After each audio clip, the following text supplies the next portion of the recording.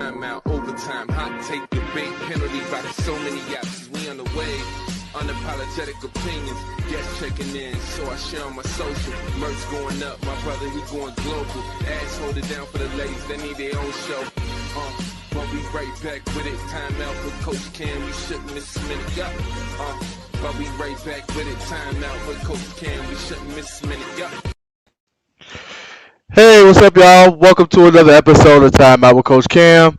Obviously, it's your boy Cam Chancellor, and we have a lot to discuss today. It was an emergency show. I had to call up the troops today, and there was an emergency show that we had to do immediately. Obviously, everybody knows what's going on in Clifton here. We losing all our players, and I had to bring a few of my guys on to help me try to get through this. I think we all struggling here, but we in the house. I got my boy JT Smith from the front office news, and I got my guys from pardon the punctuation podcast, Jeff and Aaron. What's going on, y'all? How we doing? What's going on? Hey, what's going on? That's honestly a good question. What's going on? Marvin Gaye song. What's going? What's going on? What's going on? No, but we I was thinking, I hit you guys up like for a recap of the season. I'm thinking this conversation is gonna be totally different. I'm thinking I'm gonna come on this show and say, you know what, JT, you was right. Be patient, trust the process, and all that good stuff. And within 24 hours of feeling good about the team and about moving forward, now you figure, some of the guys, like, if we figure Zach, okay, we knew he was gone. Bingo. I think we all knew Zach Harvey wasn't coming back. He gone. But when I seen Mike Saunders get up out of here, I knew there was issues. I knew there was issues, and I knew there was problems, and I knew it could be more than just him. You forgot Gabe. Gabe was before both. Gabe. I mean, to be honest, I forgot about Gabe a little bit, just because he opted out so early. But it was kind of a shock to see him go. Yeah, I counted him in, like when I was like talking about the core, and then I got some info literally before it happened. I was like, oh, and they didn't lie to me. You know what I mean? Some people tell you something like, oh, okay, all right, that's good to know. And then boom, he was the first shoe to drop. I'm like, oh yeah, that was legit, right? I kind of felt like when he opted out and kind of the reasonings behind him opting out, and then he kind of faded. I know they said that he showed up, I guess, with his parents to a couple of the games where Mason was playing. But I kind of felt like when Gabe opted out and his reasonings and stuff that he was looking to move on. Yeah. I mean, what you think, Aaron? Like, well, I mean, everything just happened so fast. We talk about 36 hours, 6 kids. You also have to remember that I did a podcast with Chad on Bearcat Journal on Monday night. So I knew some of the whispers that were going on. And to be completely honest, the next day, the only one that I hadn't heard whispers about was Gabe. I hadn't heard about that one, and I hadn't heard any whispers about Mamadou. But everybody else, there were whispers. Just nothing had been confirmed at that point in time. And obviously, Chad wasn't even the one who broke the news, which means he hadn't even confirmed it until they went to who it is that they wanted to actually announce with. Which and Chad does not like to get beat on things like that. It has nothing to do. Contrary to a lot of people saying that they think that he's more worried about the relationship with the coach and all that. That ain't it. It's the fact that, I mean, JT knows this. Like, you have to make sure that whatever stories you're hearing are confirmed. You got to vet your sources. You can't just be running out with, something all crazy, and dropping information without having confirmed, especially something like that. No, for sure. Anybody, if you're just running out with that. So yeah, I'd heard some whispers, but again, we did a whole podcast completely ignoring all that information and just running with our, superlatives and talking about the games that did happen instead of talking about any of that information, because you can't. just irresponsible. So it's crazy, man. Yeah, Yeah, like you said, I literally my intern posted an article on Monday, like literally like the freshmen stepping up. It's all 3 are in the portal now, but essentially none of them were in the portal at the time. Like, hey, the future is bright. You got these 3 kids, highlighting the sophomores that were supposed to be coming back. Who knows? I mean, it's coin flip right now. Anything can happen.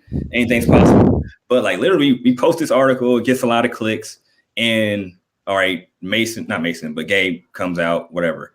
Boom. Okay, I kind of figured that. I heard some stuff. All right, it's accurate. Boom. Right. Then Mikey was the shoe drop where I personally saw something that hindsight 2020, it makes even more sense now. But long story short, when he dropped, I knew, just like you said, Cam, I knew it was the cookie was about to crumble. You know what I mean? Once Mikey came out, because that one I knew a little something just from having a little inside source or whatnot, but it was nothing where I was going to post it first or do X, Y, Z. You know what I mean? But it was something I was like, oh, this is something I saw. I know this is kind of 2 + 2 = 4, right? It's not 5. Some people might think that, or 4.5. But but like I see all this stuff. I literally have my intern write this article. It's a nice, solid little article, and boom, within 12 hours of posting that article, it's like I might as well delete it. I mean, I'm not going to delete it, but it's like I damn near should delete it because it's pointless now, and it's crazy. Whoever thought how strong they ended the season, even with them losing to Houston, you could say like, okay, just like we talked about, because we talked about this last time. I might be jumping the gun, my bad, but not good. You good? We talked about we need to find some guys that can defend the rim, rim protector guys. You see how much potential Eason has. You can see, I mean, I don't even know Mikey was playing as good as he was at the end of the season at that time when we talked, for sure. But you saw the jump that he made. And then you're like, Mason comes out of nowhere and just like, you could tell he has some swag and he can make shots. And you're like, okay, we might be on to something. You know what I mean? We're just a couple pieces away where it's not as bad as we thought before the break, where we thought like, hey, man, we're kind of trying to be bright about it. But you kind of see like, it looks like a pure fire, you know what I mean, on the court. And being honest, but then you're like, dang, we do have hope. And then that hope within a 24-hour, 48-hour time frame went from hope to nope. Yep. I mean, like back in, I guess it was right after, I think it was right after the first time Houston took us, right after the first time that Houston took us behind the woodshed. Yeah. And I started posting some stuff about like, I don't know if this is the right fit. I don't know if we're trending in the right direction. Things don't look very good. I know like Cam was saying some of the same stuff on Twitter. Like we kind of, and Aaron talks me off the ledge. Tells JT talked me off the ledge. I did. Tells me everything's gonna be all right. I did. That he knows in his heart of hearts, like that we're Final Four bound, all this kind of crazy stuff. Whoa! And I didn't say that. I didn't say that. I didn't say that. Don't put that on me, Aaron. You said Final Four, Aaron? I'm like, shit, no. I'm like, okay, like I'll listen to you. I'll listen to you. Then they come back. We start seeing these glimpses of like the young guys out on the court. They're kind of vibing together. They're doing their thing, and I really thought like, I mean, we did a whole show called "The Light at the End of the Tunnel," and I called myself a bum for talking down on Brannen and the team and like all this, like the things were not Got as him! not as bad as I thought they were. And then they go to the conference tournament, and everything looks great. They beat Wichita State. They're jumping up and down in the locker room. Everybody's hugging. There's like, I mean, it was reminiscent of when Fickle was hanging from the rafters after the game a couple years ago. Like, I mean, it was reminiscent of that. Those guys were like cheering and excited and like okay, it's still going to be a long shot to beat Houston or Memphis the next day, but things are going the right direction. Go back and re-watch that video though of them celebrating, and look at who the people are around Coach, and look at who's not in that video. Oh, I mean it's very strange.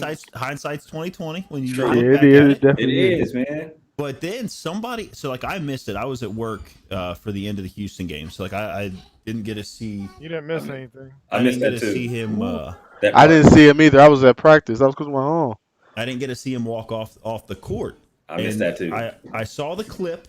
I don't know who put it out. Somebody like videoed it off their TV, and it was on Twitter yesterday. You had that. Pissy slinging. Yeah. So I saw it. I saw it there. And if you watch the camera, I mean, there's like 24 seconds left. He's already like across half court, going over to tell Kelvin thanks, and then he walks off. There's still time ticking off, and they zoom in, and I think it was Keith is sitting next to Mikey, and the look on their face says it all. It said everything. Yep. Said everything. I'm done. That's what I mean. And then Mikey tweeted out a thing, and at the end of it, he said like, out or whatever, and I was like, oh no, 3 out. Yeah, 3 out. 3 out. 3 out. Please don't tell me that lets you know it was done, and it was, it was a lot of cryptic tweets that was sent out. That kind of once now you see what happened, it was like, they knew they was gone.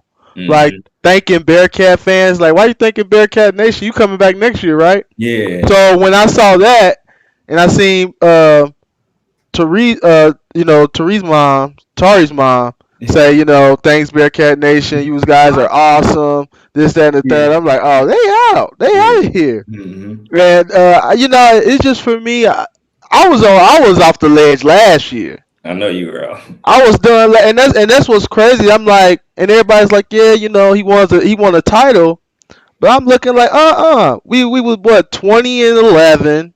We was barely scraping by, and I'm like, you have a third team preseason All-American on your team. Like I know we can argue how Cumberland is or whatnot, but you find a way to make it work with your All-American. You have to find a way. I mean, it just is what it is. You shouldn't be bumping heads and trying to alienate your best player. And that's, for me, that was a red flag for me from jump. I'm like, you try to figure out a way to make this work. Yeah. Hindsight 2020 on that, like, just from what I knew before, I was like, okay, it is what it is. You come in, you try to plant your flag in the sand, so to speak, as a coach. You don't want to get railroaded. But at the same time, you got to give, especially when you got somebody like Cumberland who can, you might know stories or whatever, but you still know he's a special player, especially in the college ranks. And, he had all the accolades for you to at least give him that respect until he took it, showed you where you shouldn't give it to him, I would believe. But you try to make that work, especially when you got the talent that they had on the team. They had Trey, him, Keith was like the third scorer on that team. You know what I mean? And then you still had those other guys. And for that to happen, hindsight 2020, just like you said, like where I probably was looking, I look past it. I'm not gonna lie, I look past it. They start playing a little bit better at the end of the season. So I'm like, man, if they played in a tournament, I think they might have shocked some teams. Honestly, I just think he adjusted right, but still, it's little stuff that now that I'm hearing other stories that now I'm looking back at that time period. I'm like, oh, it was more going on that probably led to the situation they're in now. You know what I mean? Where we kind of glossed over it. A lot of people were done with Mick. Let's just be honest. Like after Nevada, no matter if you love Vic or not, love Mick or not. Yeah, I was out. It was a 22-point lead with 10 minutes left.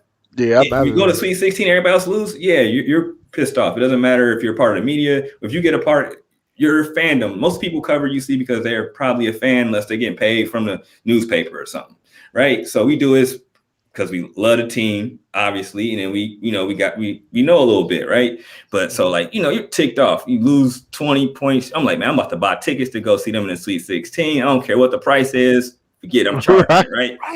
Right. I'm literally about to go buy gear. I'm like, hey, we going. And then they lose, right? So my son saw me, I don't know, cry through stuff. But he was crying because he saw me, whatever. Long story short, all that stuff, come back.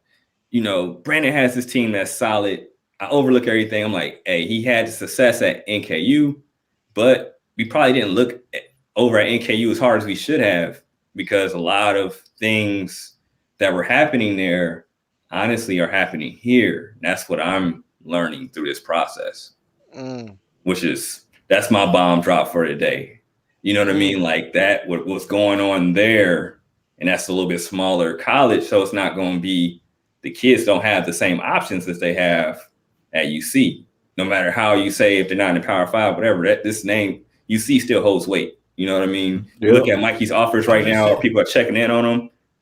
He got some. There's like a list of like 15 teams. Yeah, people talking about he's only gonna go MAC. Like, come on, bro. I'm like, I'm talking crazy. You're talking real crazy. I'm like, come on now. Like, you might look at his stats and say that, but if you watch the game, you don't need to go to the wherever Ken Palm or whatever to look at whatever. You know that kid can play. You know he has the tools, and that's why you see those offers. People trying to check on him. You know what I mean? But last year, stuff was happening. We glossed over it. And Cam, you was on it. I'll give you that. Like, I'll say I'm wrong. Like, I'll say because I was drinking the Kool-Aid. I was serving the bread at communion. You know what I'm saying? Like, I'm like, hey, I like what he's doing. You know what I'm saying?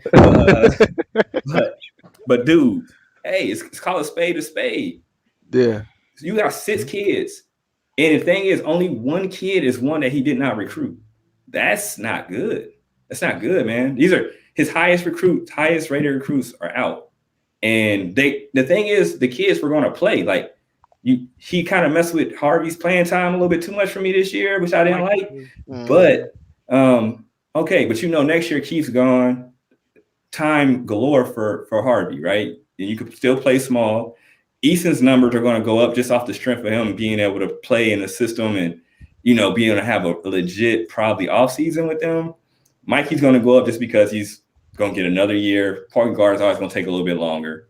And then you got Mason. The shooters are going to shoot. He's going to get nothing but more opportunities, get stronger in the weight room, whatever. And then you still got the other sophomores that were dope. Like JD's jump from freshman to sophomore year was impressive. Like nobody expected it to be like that. So you did? Oh, you might. Aaron, you called it. I called it at the beginning of the season on the BCJ. You called it, or you got the juice in that? I tip your cat. I mean, I knew he would be better. I knew he'd be better too. Yeah, but not like that. Yeah, I didn't think he would be like, because he should have been at least third team all conference. From like game 2, saying like he's the guy you want to shoot the ball. Like called it. But but now you think about it. But now who knows what's going to happen? But before then, when we had this hope, you say JD's going to make a super jump from sophomore to junior year, be ready to carry the load. And now it's like, dude, because you got all the other people that were supposed to be here. Now they might be. Do any of you guys have eligibility? No. I'll be out there. I'm about to say, I don't even know if we will be out there right now with the type of shape I'm in. But I'm going to go to Jeff on this. Jeff, for me, like, well, when did you kind of know? Like, maybe something wasn't quite right with JB. Or it could have been for you, maybe it could have been the higher. I mean, I don't know. But where did you kind of fall off the wagon with JB? So she's very vocal on Twitter, but Tari's mom kind of had some of those cryptic tweets that were just going out where, like, and I get it, like, I mean, being like having coached before other sports and things, like where like my own kids were involved, and having some parents who were kind of like a little over the top with like, hey, you're not playing my kid enough, you're not doing. But we all could see, like when Rob Banks is starting over Tari Eason, like it was over.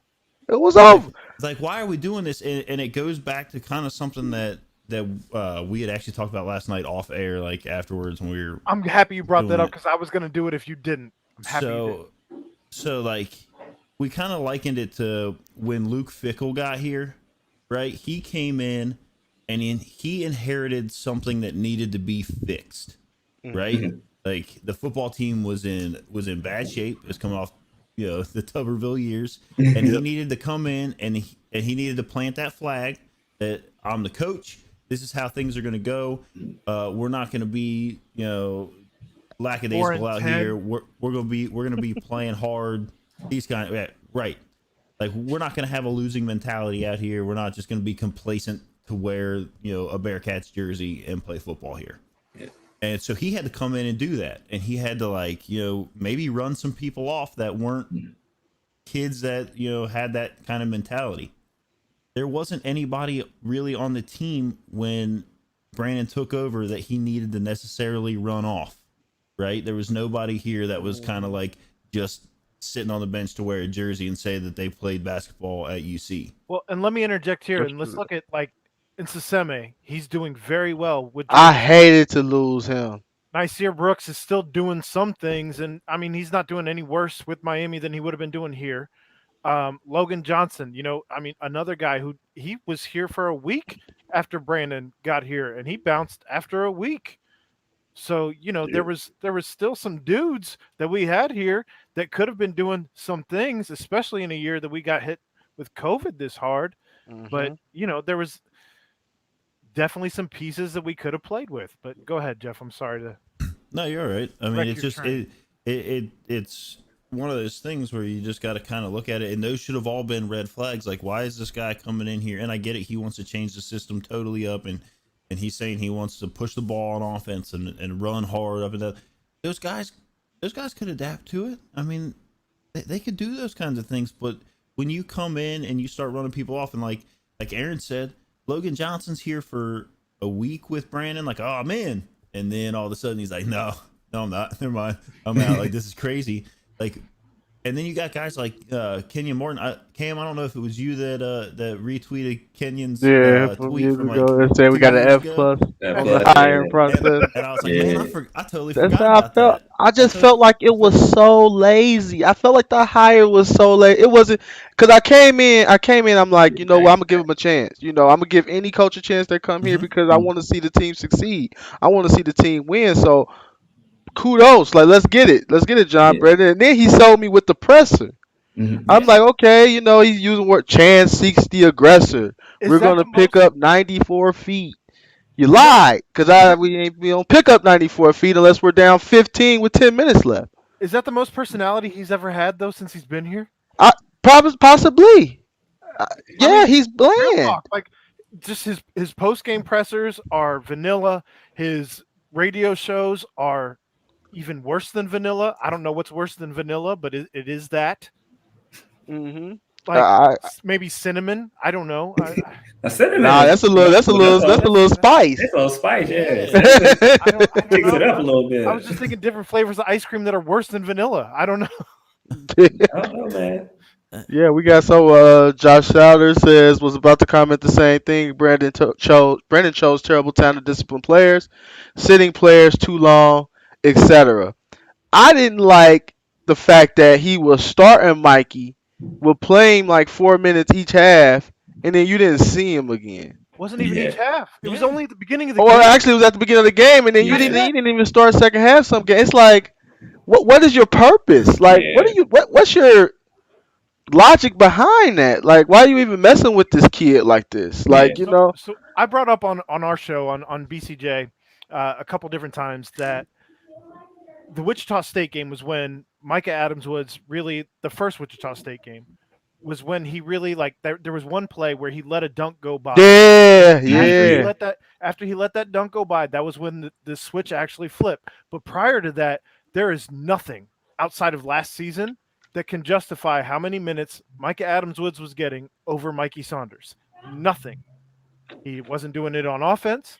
He wasn't doing it on defense at that point in time. And again, I will say that I think the switch flipped that game for Micah Adams-Woods. Yeah. But again, you're starting Mikey Saunders, I believe, at that point anyway. Just let the kid play. There was so much going wrong. You're starting 3-7. Let the kids play. What are you fighting for? You fighting for 500? What are you fighting for? Fight for development. Yeah. You're not going to win a piece of this. You're too far behind the 8 ball at 3-7. You're again to Jeff's point. You're starting Rob Banks, a non-Scully player. I mean, you can't do that. You can't do that kind of stuff. I'm sorry. In the face to everyone. That was wild. What's your he's point? A walk-on, and he's likely going to walk off with everybody else. I mean, who's going to be left? It don't matter to me. It just don't make no sense. And I know, like, starting at 3-7, I'm looking and I'm like, I know people want to say we was young, and I get that. We were babies. We were babies. But I'm like 3-7. I'm like, nah. We losing to South Florida at home. We ain't lost to them since '88. I was 6 months old. Like like stuff like that. People coming on our home court that ain't beat us in 30 years. I'm Yeah. like, something is just simply not, and it's the body language for me because, like I say, right now I'm coaching 7th grade. I brought a group up from grade school, but I've coached high level AAU, like far as kids going to Division I colleges. Body language is everything, and even when there was plays going well, you just didn't see the team really get fired up. It was just kind of like, yeah, like, okay, we got a run going, but you never really felt the excitement until later on in the season, the conference tournament. You started to kind of see like, okay, this maybe is something here, maybe it's something gelling. Yeah. But as we see, and that everybody probably kind of figured out from the interview, I guess, with Justin Williams, they just kind of pulled together Mm-hmm. to say, look, we're gonna finish this season strong. We're gonna go hard as we can, and we out. That's pretty much. I mean, that's how they kind of put. I mean, this was orchestrated. Yeah, This was orchestrated. that's They why. came together and put this together. Yeah, man. Oh, my bad. Go ahead, Jeff. You No, go ahead and no, hit no. that. I was just gonna say I'm surprised, like with as coordinated as it seems, that they didn't all hit the transfer portal on the same day at the same time. Yeah, Pretty much. We had what 3 in one day, three or one 4 in one day. day. I think it's Four. four. Yeah, we It's had it 4. four. Yeah, Because Mace just did it today. Everybody else did it yesterday, and Gabe went Gabe first. did it the day before. Mhm. Yeah. So and it was like boom, boom, boom, boom. Every shoe drop, Tari's took the longest. You know what I mean? Yeah, But and that was the biggest hammer. Yeah, and that was crazy because it went That like was in all order. calculated too, man. Come Oh, on. for sure, I, for I sure. would I would almost say that Mikey was the biggest hammer, just because, like, I mean, coach had been knowing him since he was You're in right. 7th grade. Yeah, like, yeah. bringing him up and like offered him right off the rip when he came up over here and was Yeah. like, "Hey, let's do First this." And he offer when he committed. got Like, here, yeah. yeah, Yeah. I mean, like, and then you got him like when he's like, "Hey, I'm out." Like, I was just waiting for Tari because like they're roommates, they're close. Like, you see Yeah. all the stuff they put out there, and like, No, I they're just felt close like for that was real. Talking about my best friend. yeah. Yeah, I think Mikey was a big part of Tari coming. Yeah. So when you see that go, that obviously. Yeah, it's crazy. You know what's going on. So like they hit him with the bookends though. Like Mikey hit us early, Yeah. and that's the curveball because everybody was looking for Tari, right? I even did a pod. I was like, now that he lost Harvey, he cannot lose Eason. That was my whole thing. I literally by myself. I'm ranting for 30 minutes, freaking talking to myself on the pod, essentially. But and he did it. Like he literally did what I thought what I said he couldn't do. And Cam, I was the one like give JB a chance. Yes. I like because I did like the recruiting. We're the same people right now, JT. You and I, we are the same people. I love their recruitment. Besides the slow bigs, I loved everything he recruited. Everything. My issue was this, and I guess now since it's out there, there was like lineup combinations that a lot of the kids didn't like. Yeah. And run and vote and Mamadou, it's the worst. I'm sorry. My thing is this dude is like a wild card. He like a joker. Yeah. Mm-hmm. You know what I mean? Yeah. You gotta just let dude. Sometimes dude gonna give you 3 turnovers. You gotta pull him, but you gotta put him back in because dude can shoot. Dude probably the best 3-point shooter on the team. Yep. And for the first half of the season, we didn't even let him shoot. Brannen wasn't letting that man shoot. I'm sorry. First half of the season, he would be open for top of the key, and he'll look to pass it. Yeah, he wasn't in the game, but for more than 3 minutes. But that's my point, though. He probably so nervous that he couldn't shoot. Like if he shot the ball, he was getting pulled. But think about it. I feel like when dude shoot a 3, it's going in. I'm sorry. I definitely got hope. I got hope for real. Outside of probably Madison or Davenport, dude, I'm picking dude to shoot a 3. Yep. Like let dude stretch the floor. I mean, what can Vogt do?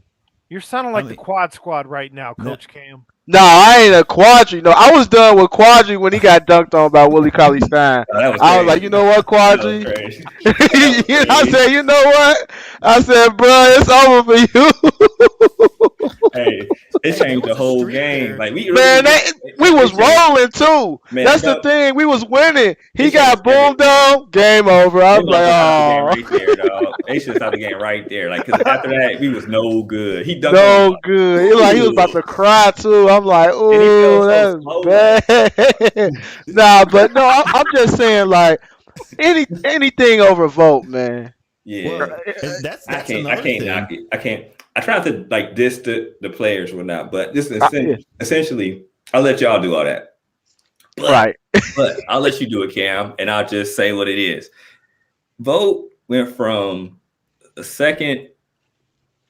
All right. So essentially, we all need to thank Trey Scott. Like, if you ever see Trey Scott, you probably should shake his hand and say thanks for covering up Chris Vogt, because last year Chris Vogt looked decent. Like no BS. I He remember writing did. an article. He caught me off guard. Beginning of the season, he was scoring 15, 20 here and there, getting you about 7, 8 rebounds, being decent on defense.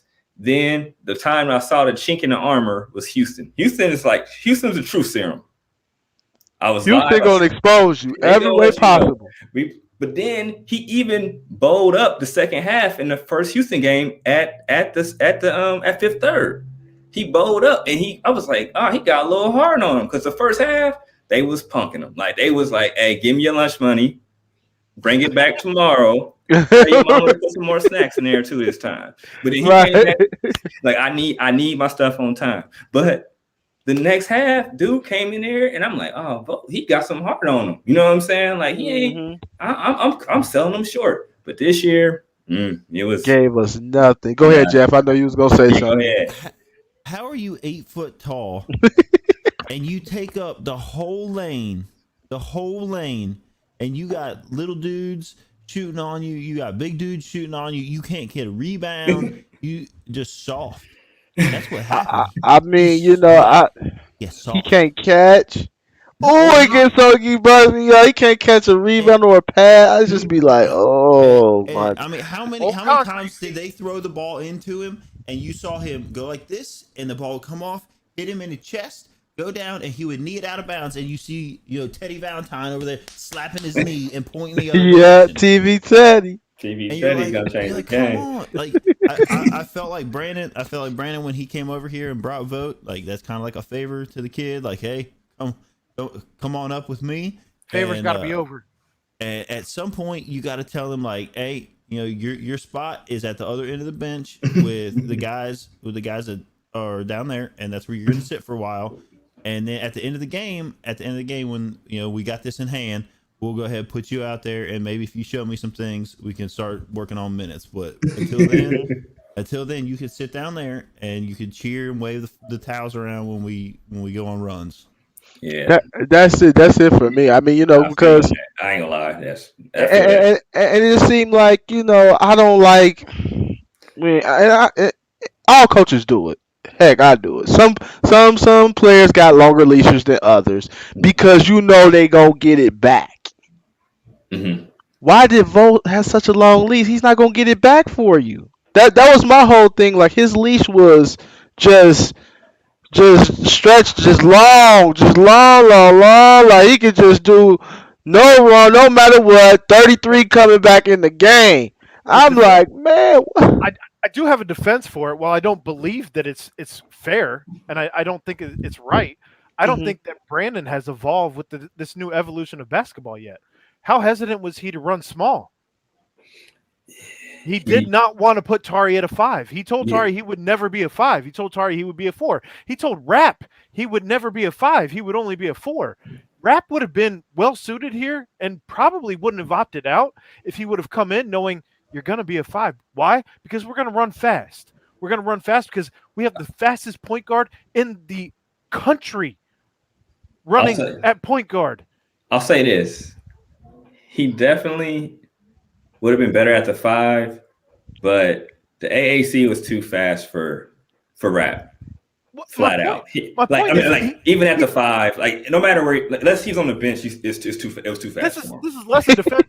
Like I'm just keeping it 100. That's he would fine. walk and turn like he couldn't. His spin move was too slow. Couldn't have been worse than what we ran out there with Vogt all year. Yeah, but then he started the season with Rap and Vogt at the same time. Like that's too much. It's like how can you not see that? It's like okay, it's like all right. If you're boxing blindfolded and you only got one hand, that's what the team started out. They went out blindfolded and had one hand. It was their off hand and said, "Let's win this 12 round fight." and we sold everybody. I was drinking the juice. I'm not gonna lie. I'm drinking the juice. I'm passing the juice out to you guys. Hey guys, but why do you have Rap and Vogt out there and you've been practicing with these guys? I haven't seen you guys in practice. You know, pick and roll. You can't stick with. You probably can't stick with my son right now on a pick and roll. Yeah, that's the first thing I saw. Go ahead. Devil's advocate is you promised the kid who you just brought in, and you haven't had anyone opt out at this point. So you're just trying to keep promises, right? Yeah, I think that's why he got caught up. That's why he got caught up with this group, with these freshmen, this freshman class. And you told this kid, I'm not going to put you at the 5. You don't want to be at the 5. I brought you in here because I told you weren't going to have to play the 5. So I'm going to run you at the 4. But I agree with that. I agree with that. You're right. I will say that if you put him at 5, I still don't know that it's any worse than what you had with Vogt out there. No, not for sure. I'd rather Rap play the 5. I'm sorry, JT. Hold on. I got to answer this question. Go for it. What the ideal players to surround Vogt with so he can eat next season? Mr. Coomer. Shout out to them real quick. I appreciate you tuning in to us, Mr. Coomer.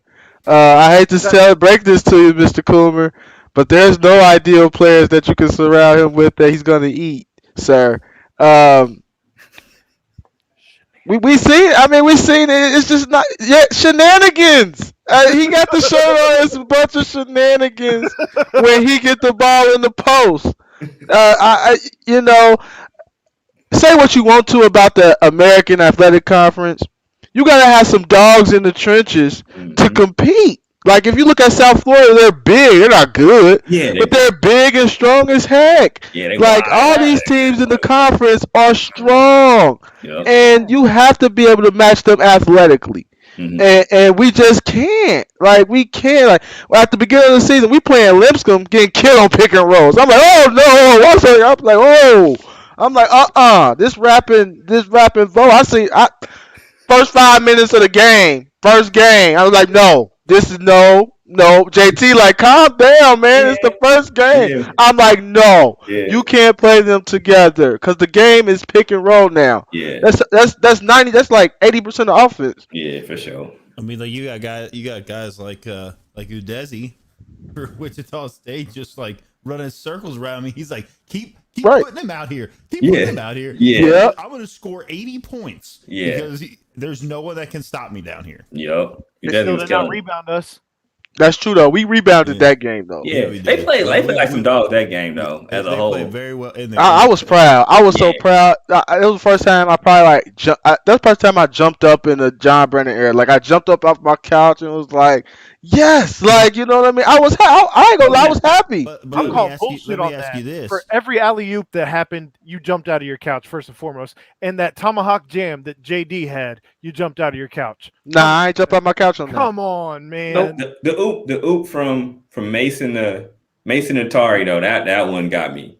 The JD that was against East Carolina. The one where he left it. The one when he came like that. Yeah, he got like that. Yeah, that was fire. I was still sitting down. I was like, okay, I like that one. It was nice. It was nice. I like the dunks. It just ain't make me jump off the couch because the game wasn't quite over yet, and I know how we get, with missing free throws down the stretch and all that. So I was like, we gonna split. We split them joints, man. Split. That's all he tell. That's all he tweet. JT split. Split. They're going to split. I'm a split. Then they made both. I'll be like, man, let's go. Like split. But did I'm you? I'm Did like, you, oh man. I don't care who come up there. They be like, Julius is shooting 85%. Split. Last, like, split. Like, Micah has been shooting great in crunch time. Split. Like, we splitting, dog. Like, it's right. He was really good last year. Split. Yeah, I mean, like, wow. Like, dang, Keith was shooting 80% last year, dog. Yeah, this year, what happened this year? Man, this year was crazy. I was like, dang, Keith. Can we Split talk about the mysterious Keith Williams injury? Now he came out on Twitter, was kind of questioning, like, kind of pushing back on people saying that he wasn't injured. Now that he was. Well, I mean that he wasn't, like he was legit injured. You know what I mean? Yeah. I mean, I don't believe know. he was. I mean, there were. I mean, he was clearly trying to get out of the game, and then like they had that timeout or whatever. And he was like, I'm out. So like, I didn't know if it was a Lamar Jackson bathroom break or if it was like he had, if he got elbowed. You never know. But for me, Exhibit A is him crying on the bench. Yeah. That's the only thing. One for that, I don't know. But like that crying, bro, like, and people coming over to him, and I didn't see a coach, like all this stuff, hindsight 2020 is wild. Like I'm just thinking about it. Like you never saw a coach come over and pat him on the head. That. It was all the teammates, like that's what I'm saying. Everybody else is like coming up to him like, man, it's all good. So I feel like he was definitely hurt. I think so. Like, because the way his teammates were talking to him, otherwise they would have kind of been like, keep you on some. You know what I mean? You know how it is. You feel like somebody doing you dirty if your teammate. And he was really, I mean, he was balling out at the beginning. I mean, that was like the old Keith Williams there at the start of the game. He was taking good shots finally. And he was taking it right. He was taking it right down the lane. I mean, he was doing everything that he needed to do. And then all of a sudden he was like, Tari was like, what's happening? But right. Disconnect, man. That I guess like we didn't know at the time because we felt like the team was gelling. Like that shows a disconnect. Like he didn't address it at the end of the game. I know that. And then they never addressed it. They never. You never get any injury info really. That's not gonna happen. When he came back out, he was like, "I'm not gonna talk about it. Like he's hurt. He's with the medical staff, and I'll get with them afterwards." And I was like, "Oh, like we really gonna be in a hole." If we could pull this game off, we're gonna be in an even worse spot. Like, it's crazy. All right, so we got all right, Aaron. I'm gonna let you tackle this one because you've been hot on this. Should have gave the job to Nick. I'm gonna let you attack this. Hey, hold on a minute. About Nick. I'll be quieter before Aaron talks, you might want to pull your headphones out. No, I'm not going to yell again. I say you can yell if you want, man. I was mad at Ed last night. In real talk, I was mad at Ed because you're a co-host on a sports talk show. Like, just read, just find out the rules. Like, come on, man, drove me crazy. But for everybody who doesn't know by now, Christ Almighty, it's the same. You have to have a 4-year degree. You can't just come in and coach. And he doesn't have a 4-year degree. My question to you on that: how did my man Eddie Jordan pull it off then?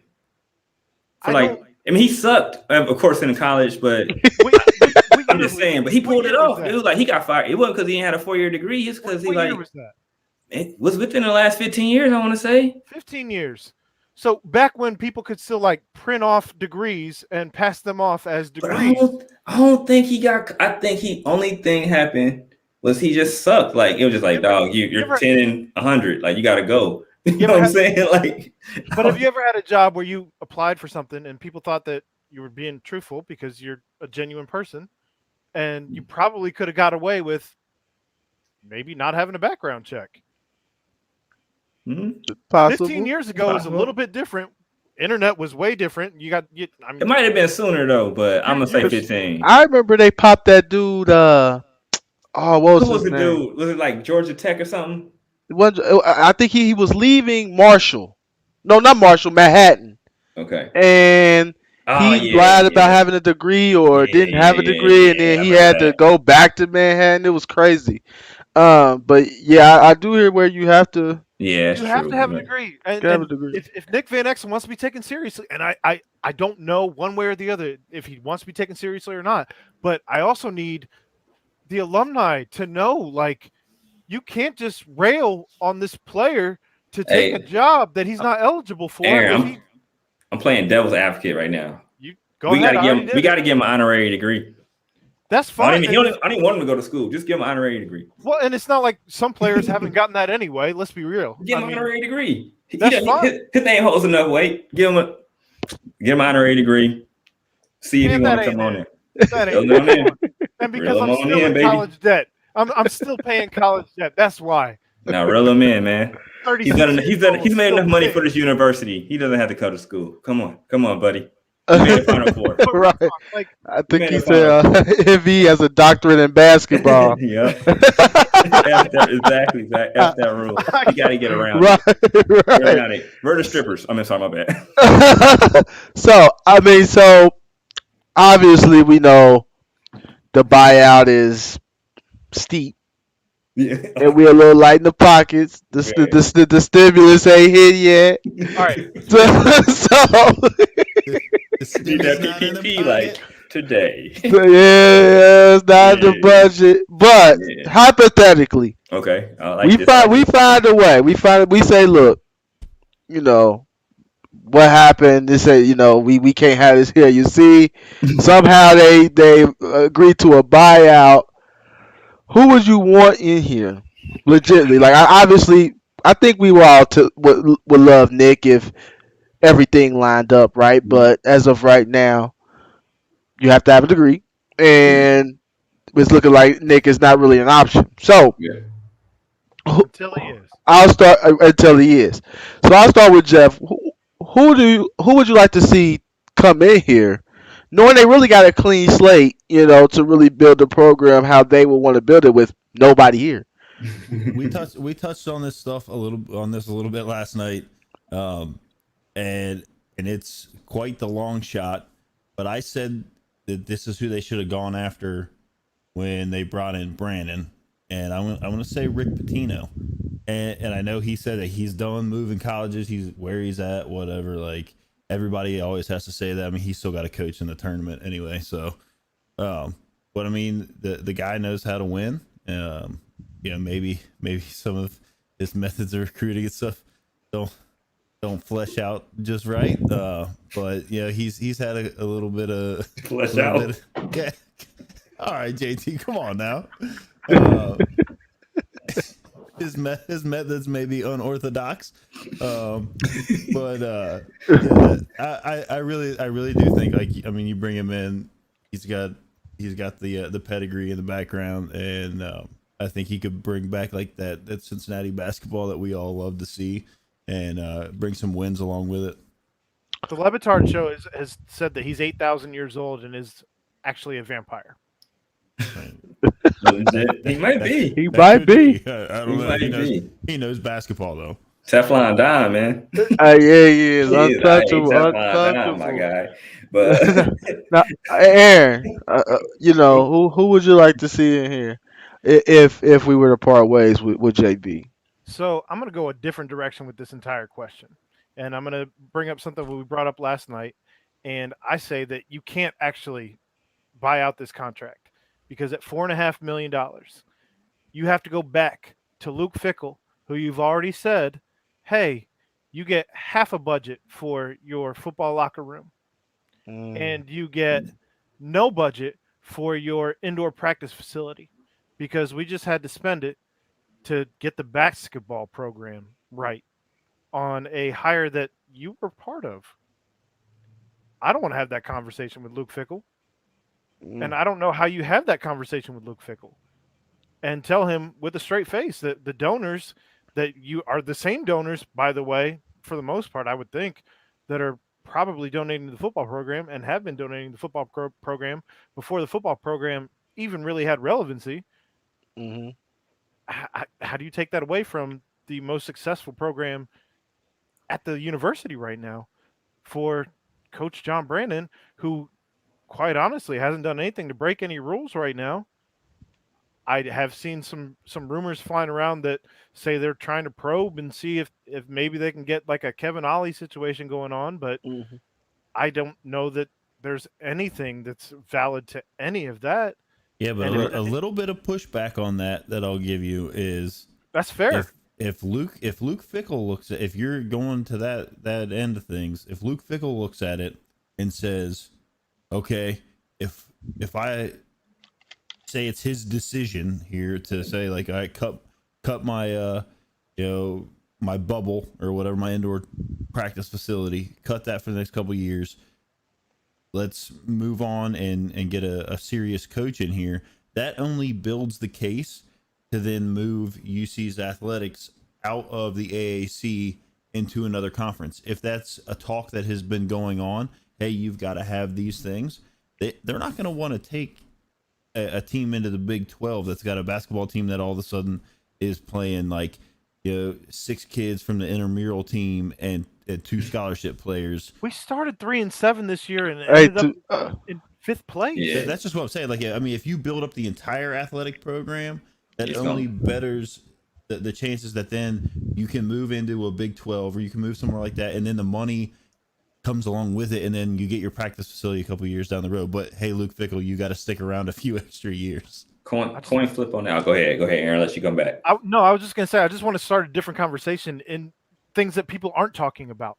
Yeah. As they're talking about just the buyout. You know what I mean? Yeah, absolutely. Yeah. Go ahead, JT. I'll say it like this, because that is super true. But they got to get that indoor facility, especially in just football. Football is king no matter what. I know everybody, if you love the basketball program, you're going to be mad about it. But at the end of the day, the football dollars drive everything. It drives the bus.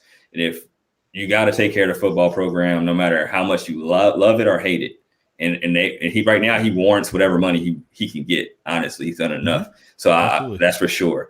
But I will say this, like, and I learned that just from like, has anybody ever did like a research on like Kentucky's money, how it comes in? I know we don't care about Kentucky, so we don't care. But like, I don't care about them. But somebody I knew loved Kentucky, so I did all this random research, whatever. She didn't last long, did she? Hit me with jokes. No, it wasn't. No, it's a person I knew, not a girl. So like, I like to know like random stuff though. So it's my fault. So I got immersed in learning like this SEC money. If you know, like, reason why I know football drives the bus for real is because even when UK was winning championships or going to the Final Four, Elite Eight, the football team, even when they weren't going to bowls, was bringing in more money than the basketball team. Really? Yes. Even when they sucked and weren't going to bowls, the UK football team was bringing more money than the basketball team. I believe that. Because the revenue share and all that. Yeah, I definitely believe that. So it threw me off. I was like, what the heck am I looking at? And I verified it multiple places. I kept looking and I'm like, wow. So that just changed how I looked at everything. That might have been about 6-7 years ago. So I understand where you're coming from on it, Aaron. But this is my devil's advocate side on this. I'm here for it. The thing is, I think we're gonna have to have our cake and eat it too. I'm saying that we're definitely broke. Like anybody that knows what's going on, know we need parachute if we gonna just get that random money flow. But we essentially, okay, they can buy them out, right? It's super expensive, but my workaround on that is you penny pinch them, you Bobby Bonilla them. Or you give them, hey, I'll buy you out $4.5 million, but I'll pay you $250,000 a year. You get that for 20 years. And if I get a lump sum of money out of nowhere, I'll give you more. I'll pay you off. Well, I guess my entire point is like, if you're going to call Weiler and them boys, you know what I mean? Yeah. You have to be able to justify why you're doing it. And I don't think that if you have to walk in and tell Coach Luke Fickell that you're not giving him a half of a locker room and an indoor practice facility because you're doing the other thing, which is what everybody wants right now. But it's, let's look at this in a bubble right now. This is going to blow over one way or the other. This will blow over. I just don't know at what cost it's going to take. I don't know. The thing is, man, even though football is king, if we're a basketball, if we're a doormat in basketball, It's rough. It's not good. Like, it's not good, especially if we're gonna just eat it. Like, I don't think they can eat it. They have to find a way. Like, even if it's getting more donors, or if it's just saying, "I'll penny pinch you." Yeah. Like, penny pinching is the way to get out of it, I think. Or if they find something. I mean, I don't know if they're gonna find something. I don't know. I'm not wishing that, but at the same time, I know the Reds were still paying King Griffey Jr. like 10 years. Hey, that's what we got to do. If that's what they got to do to make it work. The Bobby Bonilla plan is a good plan. 10 years. I love it. 10 years. I love it. 10 years. Because I can't afford to give you your 4.5 to leave. Hey, brother, here, take the $250,000. You can get another job somewhere. I'm still going to pay your $250,000 a year. We're going to opt out on your buyout. Not even opting out. You're still going to get it, though. Like, it's almost like people getting less money and be like, I'm investing in Dogecoin or whatever. You know what I'm saying? Like, Russell, you know what I'm saying? So I say, like, just look, man, I'm going to give you $250,000 a year. I might even give you sign this paper. I'm going to give you $250,000 right now. And then I'll give you another $250,000. I might even jump it up, maybe give you $500,000 the first year. And then just $250,000 you out, $250,000 you out. And if we get lucky enough, if we get that's my Dogecoin. Dogecoin. Get your Dogecoin on. But like, I would $250,000 them out. Like, look, man, it's either that or I try. I mean, like, if they're at this point, you got all this talent leaving. It's with John. Like, honestly, I don't know. I'm not gonna say I know this, but I'm just saying, like, with John Cunningham not saying anything, to me, he's saying everything. Well, he hasn't said anything. Does that mean he working? I think he's working. I don't think, because otherwise you come out. What do you do when you, like, if I got Cam's back, Cam said something, I know something's going crazy. We're in this together. I'm his boss. I come out and say, hey, Coach Cam he's cool. You know what I mean? Like, he's cool. Right. Yeah. We got your back. I give you that. The plant, the flag is planted. He's winning basketball. He's this. He's my guy. If didn't you're JD not do that today? John Cunningham. No, didn't JD do that today? Jeremiah Davenport. Yeah, I mean, he's Cincinnati. He's Cincinnati, though. Like, the thing about him, you gotta hold him. He's at a different area because he bleeds Cincinnati. He wanted this. I don't think I look at JD as a person. He could have got offered by UK, Duke. He probably still going to come to UC. He didn't have to make that his top picture on Twitter, though.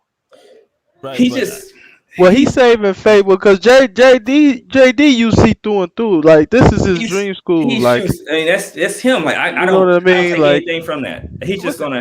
I love him. Anybody who knows me knows I love Jeremiah Davenport. I just don't understand if maybe it's because you don't know what's going on. And you're just trying to be fully supportive of the program and of coach and all of that.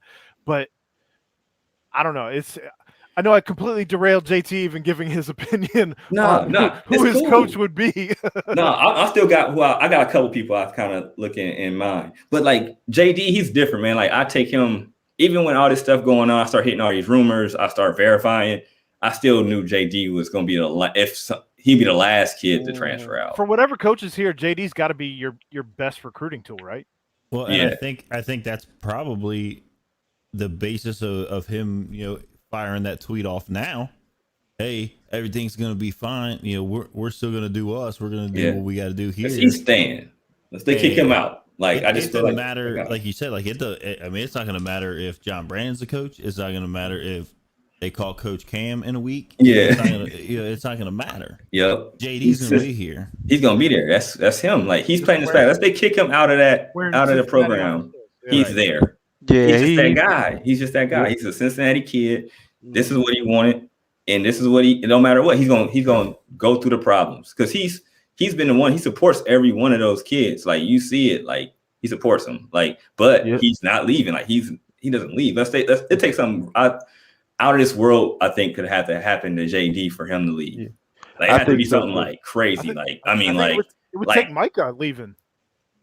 But even that, I almost think for real, JD would be the last one standing. For sure. He still wouldn't leave. Yeah. Like, this was like literally his dream school. He loves it here. Yep. He want to be here, but he's one of the guys that's flourishing. Yeah. So. I guess I got another question then. Is again, I know I'm derailing this. No, go ahead. I'm gonna still come back, so it's all good. Mick Cronin's brother was talking about, he had inside information that Jeremiah Davenport's brother was talking about Jeremiah leaving. what are we doing with this guy still talking about the program? He needs to hang it up. Like, just go be out west. Like, he or with the annoying at this horses. point. It's just like I don't get it. I don't understand his angle sometimes. Yeah. That's where I get like, you know what, whatever. Like, but I just don't understand his angle half the time about it. It's like I understand you're still a UC fan, quote unquote, at heart, but it's like I just don't go know. out west, It's dog. weird. Like, Yeah, it's you know weird. what I I don't mean? know. I don't know how to describe it either, man. It's like, So this question: what if all of these transfers are simply guys not liking the coach? Does that change? Well, newsflash, it is. that This is why is they're transferring I, because I it's not a playing time issue. I no, think the not question was. I want to think the question was maybe a little different though. Is it like, did coach do something like wrong that is ethically wrong, or is it just them not liking him? I mean, that's kind that. of 50-50, maybe. Like, it just depends. It's a We don't different know what time. happened. Is the thing. This is the Yeah, thing. get to that, Cam. Get to that. It's It's a a different different time. it's a different time. Like, even just from 4 years ago, because I was going back and forth yesterday on Twitter with KJ, Kevin Johnson, and he was Hundred saying, percent. oh, what with me and JT was talking about the back in my day story. Yeah, I don't want to hear it. I don't want to hear it back when you played, and because your situation was totally different than these kids' situation, and I don't want to be rude or disrespectful, but he was talking about plenty of people was talking about transferring, including him. No offense, KJ, but where you going? I mean, like, Thomas More College. I mean, we talking about he would honestly would have been transferring to a low major. Like, he wasn't going to transfer you up. know up. Yeah, you know up. Like, you know what I mean? There's Being just no honest. offense to him, but No, that's just no. being honest. Yeah, being So honest. these guys here had scholarship. Tari Eason could have went to pretty much anywhere in the nation, Yeah, for sure. almost. So it's going to be it's going to be the floodgates for him. Yeah. Mikey Saunders, floodgate for him. Yep. It's going to be these guys are getting numerous offers from other schools already. Like, so Yeah. they have options. Yeah, they knew it. And it's just like even from when he played to now, the game has changed. And he's talking about these coaches being maniacs, but it's give and take. Like, yes, Yeah. every coach is a maniac in college basketball. I believe that every coach is a maniac. Mhm. But, however, the love got to be behind it. Love, gotta love. That's That's it, what's the Cam. difference. You That's can it. be a maniac, but if the love behind it, they'll be willing to run through a brick wall for you. Yep. But when the love is not behind it, and you just beating the kid down, and They there's no gone. positive reinforcement, you You get gone. this, and that's where we at right now. You gone. These kids has been beat down mentally on Yep. top of COVID, and they and they couldn't handle it. It's Yep. like these young kids, especially freshmen and sophomores, you got to know there was going to be a growing pain. Hmm. You got this complex system for 2 years that seems like it doesn't run right. I mean, we haven't fully seen this system yet. We play games and you talk about you haven't worked the zone offense. Like, how you're not prepared? Like, that for me, it's just Hindsight, you're but right. it's different. In hindsight, 2020. The game is Right. different. The college landscape is different, and these group of particular kids that he brought in had options. Yeah, that's my thing. I'm gonna piggyback off that. I'm not. I'll come back to the coach part though. I'm gonna still touch that. But this is like my hot button because everybody is like, "Oh, why they didn't stick it out?" Blah blah blah. This, that, and the third. And it's people that I respect. You know what I'm saying? I respect their opinions, whatever. But these kids, like you said, Cam, they got options, man. This ain't 1980. This ain't 1990. This ain't 2000. This ain't even 2010. You know what I mean? These kids come in, they got 15 offers. Tari Eason can go right now. I'm pretty sure he's got to block people from calling him. He's got all these coaches texting him, DMing him, whatever. Like, it's going crazy for Tari Eason right now. It's going crazy for Mikey Saunders. Hell, even Mason's getting some solid offers right now as we speak. You know what I'm saying? That's because Mason's got the smoothest catch and shoot that I've seen. Man, Oh, I'm that's all that's to the side. Yeah, that little dribble to the side. That's money. It's NBA. That's NBA move. That's NBA move. I'll be like, oh man, all right, Mace, I see you, dog. But but like everybody keeps talking about back in my day, we just stuck it out. Bro, people are not taking mental beatdowns no more. This ain't Bobby Knight. I could punch you in the mouth no more. This ain't. That's not even considering the mental beatdowns they're taking off the court with just going straight to the room. And you can't do anything. I'm in college and I can't move around, and then you're gonna you obviously something's happening where you're getting mentally beat down at practice. You're not feeling the love. You know what I mean? Like you're not getting any positive reinforcement. It's not good. Like, it's not good. If I'm 18 years old, all right, so what? And I'm playing, so it's even crazier. So I'm even looking at it even more. Man, you got these kids are playing multiple minutes. It's not like these kids are just bottom of the barrel, not playing at all. And they're just trying to find minutes. But even though sometimes the rotations would be crazy, that's another day, another conversation, right? But all right, these guys are, Tari's playing 20 minutes. Mikey's playing 20 minutes. Gabe's playing 20. I mean, not Gabe, but Mason's playing 20 minutes. And you're going to get more minutes next year, or supposed to get more minutes next year, and you're out. It's more than basketball. It's more than basketball. I don't think Mikey actually knew that. He was getting 3 minutes and then getting sat. He was starting and getting sat the whole game. That's true. But at the end of the day, he was at the beginning. It was kind of shaky. It was just like, hey, we're gonna play you. He was getting like token starts. Like we gonna spoon feed you these minutes. Yeah, that's what it seems. I'd rather get 15 off the bench than get the 3 minutes to start. Right. It's like you're trying to appease, like you're trying to appease me to keep me happy. I call it the token. The token. Yeah, start. token. Yeah, no. Token start. But like, with it, that was crazy. So like, but with all that. Damn, my rant, I was going somewhere and I feel like I lost my momentum, man. I'm gonna interject real quick. Anthony Scott, are you Brad Chendall? Who is Brad Chendall? I think it's Anthony Scott because I saw him do a screenshot earlier today and he had that little round D in the screenshot. And I don't think he realized that he had that in his screenshot. I think Anthony Scott is Brad Chendall. Uh-oh. Brad Chendall in the building. Don't tell me you Brad Chendall. Caught him. Brad Chendall in the building. That was hilarious, by the way. I'm sorry. It's good stuff. It's good stuff, man. But he had that little circle D. It looked like the little Dewey's D. He didn't mean to put that in his screenshot when he did. Caught him. But why did everybody always do that back in my day thing, man? It's crazy. You got to adjust. That's half of the reason why we in this situation now. Because we ain't adjusted. We can't be doing that back in my day thing, man. It's a new player right now. Like, we gotta just be like, look, you gonna come here, you might play the 4, I might have you play the 2. You know what I'm saying? If your skills develop, right, I wouldn't tell nobody you not playing something. Yeah, you know what I'm saying? Like, if you can't make those promises anymore, it's a thing. Like you can't do it though. That's the biggest thing. And we was talking off the record about you can't make promises to kids because they gonna hold on to that. And then if you promising a whole bunch of freshmen things, it's too much. They gonna come on campus thinking they got it made. You promised me 25 minutes. Or transfers. Yeah.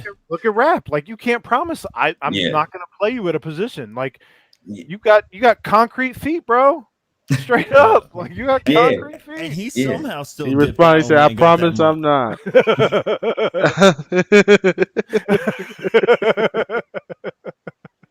I mean, he was there to defend his name on that. Caught you slipping, but all right. and Rap still opted out and went and got that money though. I ain't mad at him. Rap got that money. I ain't over there playing ASAP. I just want to know who crazy enough to side him. Maybe over there they just play where like the 5 goes down and just stands there like this, and then he's like kind of moving a little bit this way and this way. So because he kept trying to hit that spin move, and I'm like, dude, you keep getting ripped. Stop the spin move. Do they have 3 in the key over in Europe?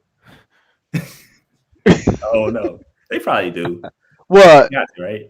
This 3 in the key, but that spin move, man, I love. They do, but the key is I love the spin move. Slanted. It's thin again. It's like a triangle kind parallel. No, it's like kind of. Like a parallel. It's something. Like well, no, because I don't know. It gets slimmer the farther you're away from it, right? Yeah. I think parallelograms though had like it's sides like this. that were, It's like this. they were This still is parallel. Like Right. this is like a something Trapezoid. else. It's just a trapezoid. So before we all we suck at wrap geometry. it up. Right, we don't know what shape it is. No, but before we go, because this is honestly the realization of what's going on. Sadly, we probably stuck with Brannen, and I know I'm feeling like there's no way, but they're gonna it's gonna be blame. It's gonna be COVID. It's gonna be an excuse. And also, they're going to look at the situation in Georgetown. Patrick Ewing lost a lot of players. Now they're in the NCAA tournament. I hope they don't look at that because, honestly, they just got hot at the right time. They wasn't really a good basketball team. I think they entered the Big East tournament at 9-12. Mm-hmm. You know what I mean? So we can't really look at that and say, I'm happy for Patrick Ewing, and I'm happy he made it. I'm happy he got Georgetown back.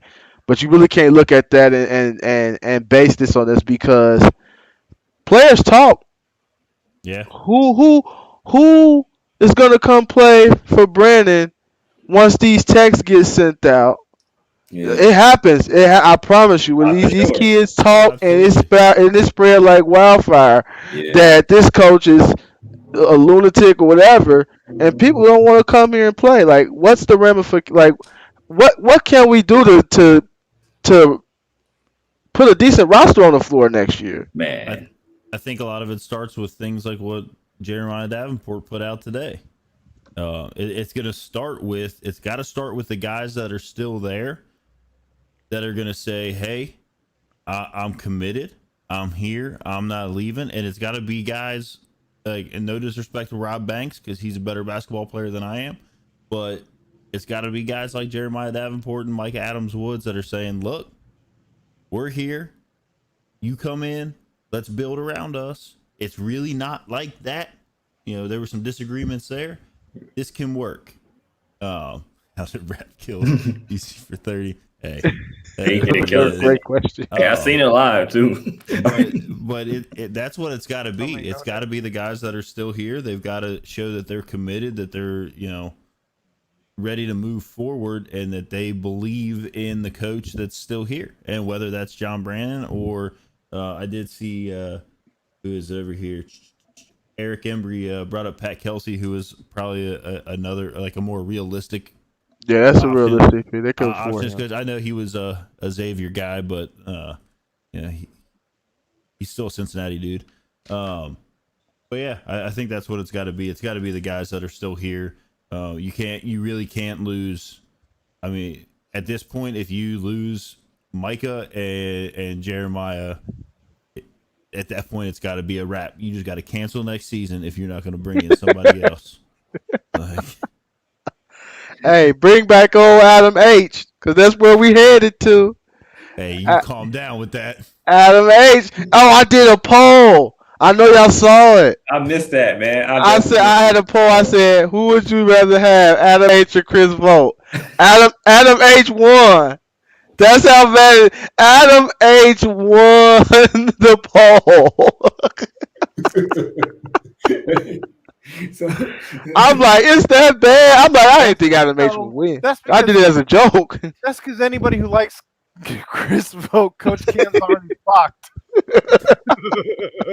Hey, I hate that I'm doing this to Chris Vogt. Really, I'm not. like for real, I am. It's just that God, man. But he started off so good, and then he just faded. Houston and Memphis exposed him bad. Precious Achiuwa exposed him bad. Yeah, and it just was. I was like, whoa, he can't keep up athletically in this conference. Like, it was eye opening. Yeah, it was. I don't know what we do. I mean, it's a lot of players in the portal. So I mean, there's a chance to still field a decent roster, but as of right now, you're talking about 9 scholarships. That's a lot of work to do in one off season. I mean, are you gonna field the 9? Are you gonna try to field 7 of the 9? I mean, like, I what think do you there's gonna be do? enough players in the portal that you can fill with Yeah, that. you Oh yeah, can. you can get a good team It's not going to be like you got walk-ons. I for sure. genuinely don't think that you're going to have walk-ons. You can have We're a not good going to be team. running. We're not going to be running Evan Prater out there. He was good in high school. Yeah, He went to my high school, so I did see Wyoming. So you went to Wyoming? Yeah, King yeah. of all. So Okay. yeah, he was good there. But I agree, Aaron. I don't. Sammy think Anderson's a baller too. Y'all hip to Sammy? Yeah, Trotwood. He was a dog. Yeah, he was a dog at Trotwood. He They was won the catching state bodies. title Like, up there. We talked Yeah. about it on BCJ about shout out to Chuck. Shout out to my boy Chuck. Oh, Chuck He up Richardson. there. Yeah, he was on my show before. Yeah, he's AD up there. Yeah. we talked Yep. about on BCJ who could cross over if we did have to actually field a team. That was We one of actually. our, All right. So that was one of our mailbag questions. bet. So like you got Sammy, Evan for sure. Hey, I'll put my man Beavers in the point. Beavers in the post. He could be our Julius Peppers. Prater's brother was also a Garen, yep. Yeah. Yep, you Give me got it. Beavers though for that paint love. He'll be Yeah, exactly what we he need. can dunk and everything. Yeah. Yeah, Yeah, so we all Beavers saw for the all that. videos that Coach put out. Yep. yeah, so I'm like, okay, I'm like, he I got a know little was coming like game. that. I was like, okay, cuz I see. But all right. So to get back where Jeff, you had touched on that. Like they I mean, I think they could field a team because the portal's so good. I think everybody gets to play, right? Like they don't have to sit out. Yeah, this year, right? it's for free for all. It's like free Free agent. for all. So all right. Are we all together? If he's back, we just got to roll with it, or it's like, are we on the? We got to get him out of here. Are we're like? Oh, I'm not rolling with it. I'm all the way out. Now I'm rooting for the Don't get me wrong. I'm never gonna root for a loss. Okay. But I can't fully support John Brannen. I've tried. I can't. Yeah, I feel. I mean, end of the day, right now, 6 I at thought you one were talking time. about Chris Vogt Oh no, because he's I ain't He going. said, "Oh no." He can't could come come back. back. But he can't come back. Cool. I think he coming back, y'all. CV coming. I tweeted. I tweeted the other day. Starting center number 33, Chris Vogt is coming. I'll probably let all my interns go to the games next year. Delete that. I can't delete it. We live, brother. I know. It's a wrap. It's intern. All my interns be ready to go to the games. But, I'll stay at the crib. But still, like, all right. So are we? So okay. Are we in the? We got to make this happen to get them out of here after 6 people leave, or are we kind of like we just let the school do what they're going to do? Where are we at? Like I know Aaron, you're saying because for Fickle, we're not going to be able to pay them off, but I say slow ball them if that's the case, right? I say slow ball the hell out of them, and 10 years, $250,000 a year. I mean, I think here's the deal though. Is like so you got to go to him, and if you really want him to get out of here, and you don't have the money, and you have to rework some kind of deal to get him out. It's got to be along the lines of like, look, if you stay here, if you don't accept this buyout, and you stay here, and you can't put together some miracle season next year, or at least something that's passable, and then put together some good recruiting classes coming forward, you're going to never get a job coaching anywhere else because you're going to have this track record of, hey, I jumped up and I won like 4 games. miserably. But if you let him get out of here now and you're like, look, you take this buyout, you go on, like whatever happened, like, we'll pay you your $250,000 or whatever a year for the next however long we got to do it. That's fine. And you can always say like, look, it was a COVID year.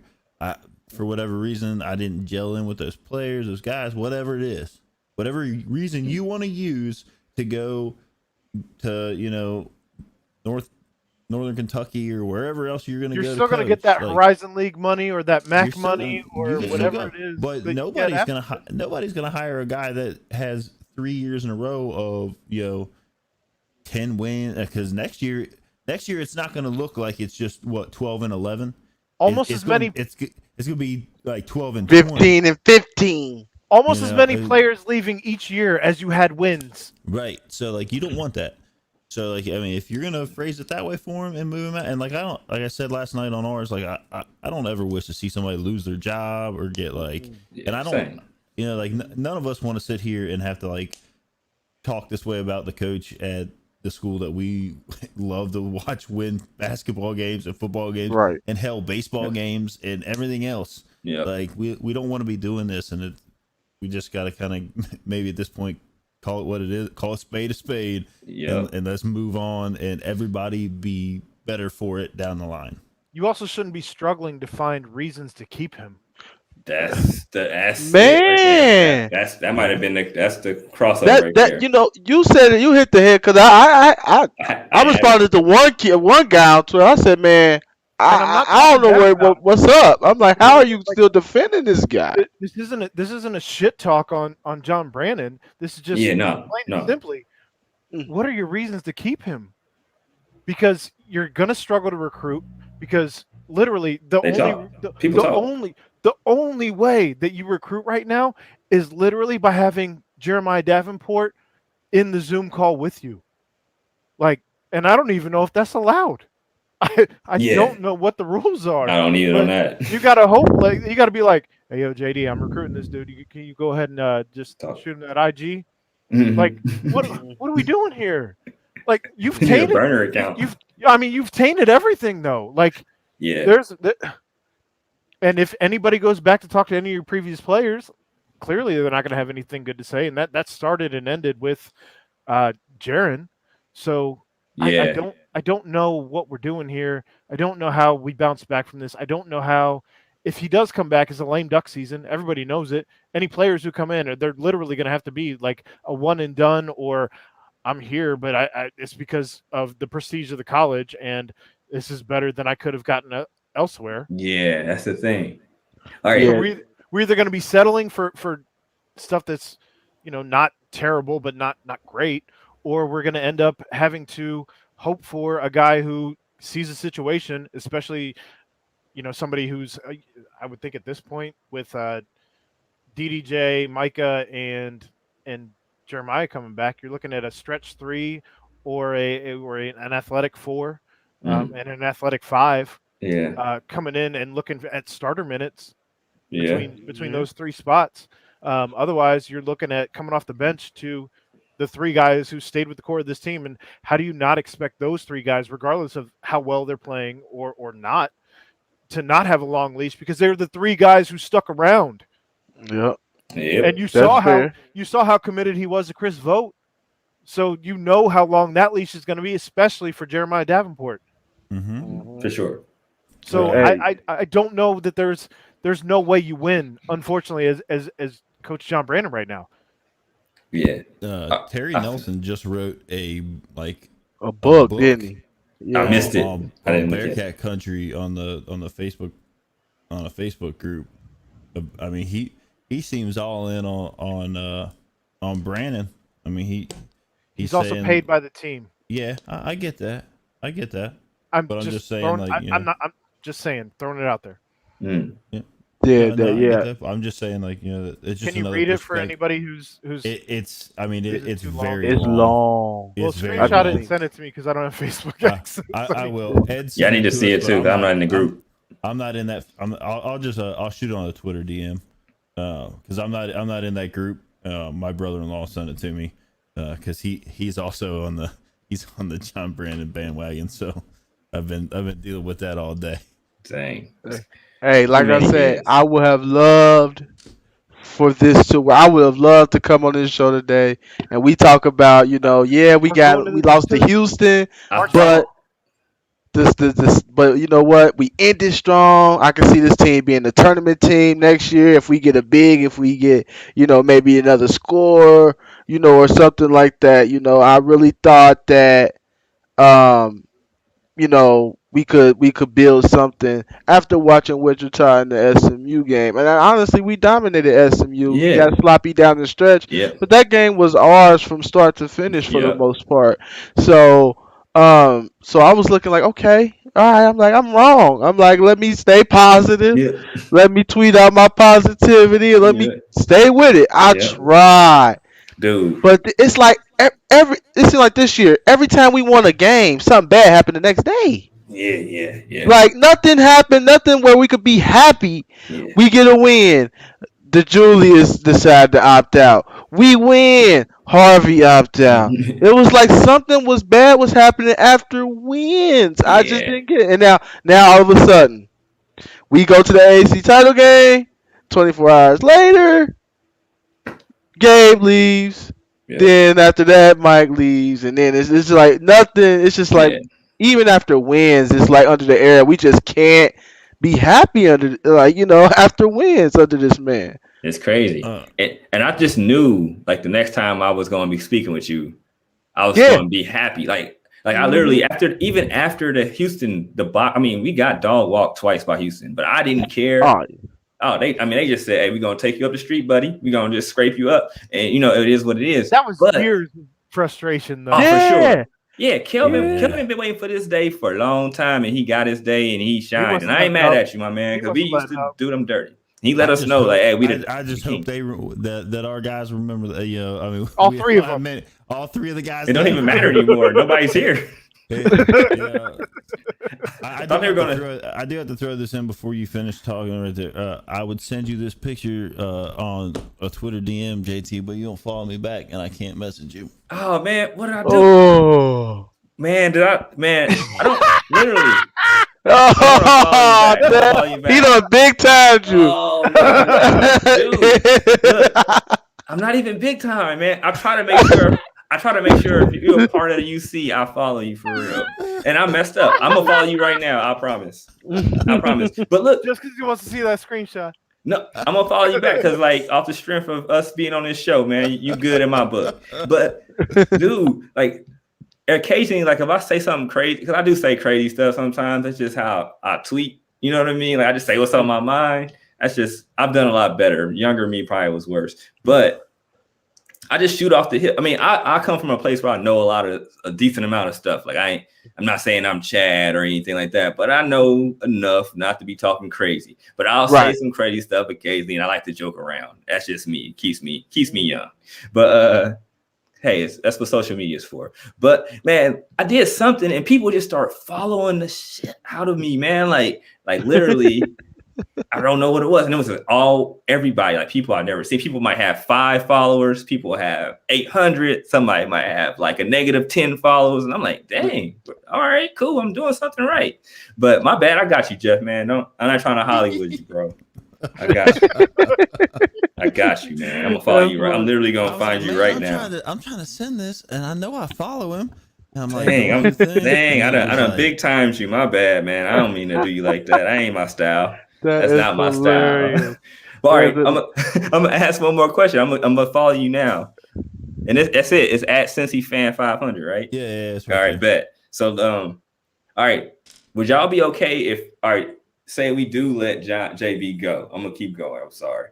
Would y'all be okay kicking the tires on Archie? Because this is the only reason why I'm not really a big recycle guy. That's not my thing. I like that. Yeah, I'm not a recycler either. I'm not a recycler, but Archie at UD, he should have never left UD. He was the man. Perfect for UD. I think he would be close to perfect for UC if he still had that same Archie in him from UD. Yeah. I don't know if he got tainted from the big lights of the Indiana, but I would see what Archie can get players in here. He can definitely recruit. He can recruit. He can get players in here. Recruited better in Indiana than Brannen did here. Yeah, but Indiana's a Big Ten. Yeah, Big Ten. The Big Ten, the cachet, the host for it. Cincinnati though. Don't matter. Big Ten, AAC. I mean, I love the AAC. It's cool for basketball, but if I'm going to play Ohio State, Michigan State, Illinois, Iowa, and I'm good enough to play, sign me up. Unless you really have unless you really know me as a player, and I know I'm a fit better with you. Then give me the better bag. I mean, it's not a bag, but give me the better looks. So if I'm averaging 8 points If I'm averaging 8 points for Indiana and I'm averaging 8 points for UC, it's going to look better if I'm averaging 8 points for Indiana. So the rules are different in basketball than football, yeah? The thing is, Fickle's done such a good job because he has the Big Ten mentality that he's lifted the bar here so high. So it's about the coach, yes? See, but I think Archie can still. I think he could come here and recruit damn near the same, even if he doesn't have the on the court success. I think he still can recruit damn near the same as if he was at Indiana. Yeah, I would. You know, honestly, I would. Give me anybody. Give me.